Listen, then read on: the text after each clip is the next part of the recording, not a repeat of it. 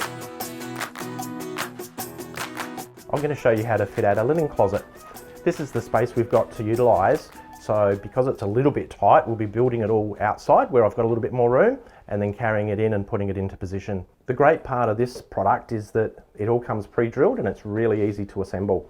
All we'll be needing is our cordless drill driver, a screwdriver and a hammer. So we'll be starting in the corner with our corner storage organiser. I've laid out all the parts and checked by the parts list that nothing's missing, and we're going to start from the base working upwards. The first part is to put in our kickboard to the front, which also become the base supports. These are done by first tapping in the locking cams. The second part is to put in our locking pins, which they will screw into some pre-drilled holes, and then our kickboard sits straight on top of those pins. Once in place, they just need to be turned, the actual cam, and that locks onto the pin. So that's one in place. We just now repeat the process. So we've got the two front kickboard base supports in place, and now we just need to put the rear one in to hold the back steady. And the last part of our base support sits at the back, and that's just screwed in through the first part that we've put through. And that's our base finished. Now that we've got our kickboard / base supports in place, we can now turn it over and start building the walls and building up. The one thing to watch for is that you've got your nice white edge to the front of the cabinet rather than having the raw edge which sits at the back. Again, the beauty with these systems is they're all pre-drilled and everything should line up. Okay, so we've got exactly the same process for the other side of the cabinet. Again, keeping our white edge to the front, and we just need to attach our back panel. Pre-drilled holes at the back here, which helps us line everything up. And that's our back in support, done. Next we're ready to put our top on, but before we do that, we'll grab our shelves that we can adjust into here later, but we'll actually pop them into the base of the cabinet now. The reason we pop these in first, it'll make it a lot easier at the end to just lift them up and adjust them to the heights that we want them at. Okay, now we're ready to secure in our top shelf. The tricky part about this is being able to have it in position and screw and hold everything at the same time. So what we'll do is we'll pop a couple of screws through here on each of the walls, and we'll be able to rest our top shelf on that. So that's giving us a set of helping hands. And now our hands are free to put some screws in.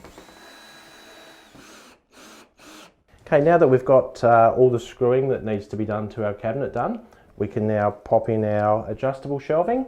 To pop the shelves in, we've got our little support pins, and the beauty of these is that you can set your shelves to whatever height you like. So that's our first cabinet built.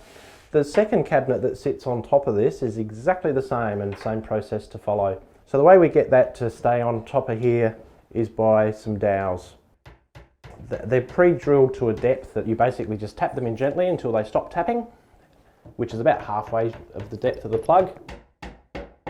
Okay, with any job we do around the home, we need to be safety conscious. So with getting the top cabinet on top of here, I've enlisted the help of one of my friends, Tony, to give me a hand. And that's the top now inserted and locked into place. So we're about to start our second organiser, and what we're going to do first is put the framework together, and we've got our base and one of our side panels. Because of the dimensions of these boards, it's probably easier just to lay it on the ground like this and you're not having to carry the weight of it all. So that's our first side on. We just repeat the process for our second side, making sure that our shelf supports are all on the inside. And the last bit that we need to put down at the bottom is just the kicker board, which again is all pre-drilled, and 2 screws for this one. So we've just got the top of our base part to pop in now, again all pre-drilled. Okay, now that we've got our framework all together for our base cabinet, we just need to flip it over so that we can put a back panel onto it. Just remembering when you're doing this that we want the white to go face down, because that's what you'll see from the other side, and then begin to nail it into place.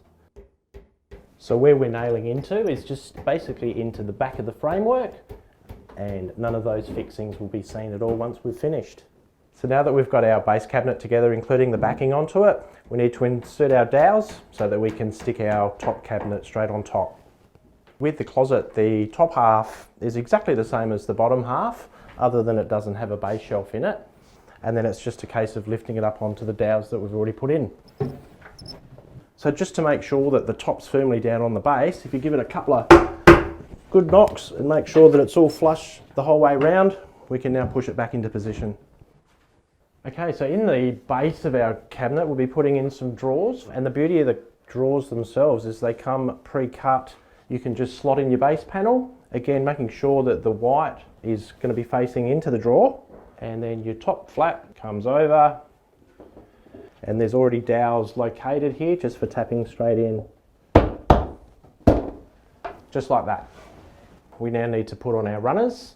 There's a little slot and a locator on the runner that drops in, and at the bottom there's another pin that aligns to a hole. Then we just tap it into place. And exactly the same for the other side. The only thing to be mindful of is that there are left hand and right hand runners. So once the runners are on, we can now just lay the box flat. The locators are in, and there's just 2 screws to put in. And that's our drawer runners now on. If we now lift the box up, you'll find 2 holes in the front, and this is where we attach the handle. The handle simply just drops into the slot and is fixed from the inside with the bolts provided. So that's the handle now firmly in place. We now just need to attach the runners to the cabinet itself. So these again, though, you'll find that on the insides they're always marked left and right, so just make sure you put the right one on the right side. So in the very bottom holes, that's where we locate our first runners. Okay, now we've attached both our drawer runners inside of the cabinet. It's just a case of getting our drawer and sliding it in. Now that we've got our drawers into the base of the storage closet, we can now put our pins into the holes up here and put in our 2 adjustable shelves. The great thing with this setup is that you're able to tailor it to what you need. On this side, we're going to put in a cabinet with some deeper drawers, but the process is exactly the same in putting it together. Okay, now that we've got our organisers in place in the linen cupboard, what we're going to do is we're actually going to screw them together. That'll do 2 things. It'll not only make them nice and sturdy, but it'll also bring the edges together if there's any undulations in the floor and make it all flush and neat at the front. To do that, what I'll do is I'll clamp them in a moment so that it's all squared up. So what I'll also do is pre-drill before I put my screws in, and I've already measured my screws to make sure that we don't want them to come through the other side into the cupboard. And they're now nice and tight, flush together and nice and sturdy. So now all we need to do is move on to our next organisers and keep repeating the process. So there we go, that completes the fit out of our linen closet.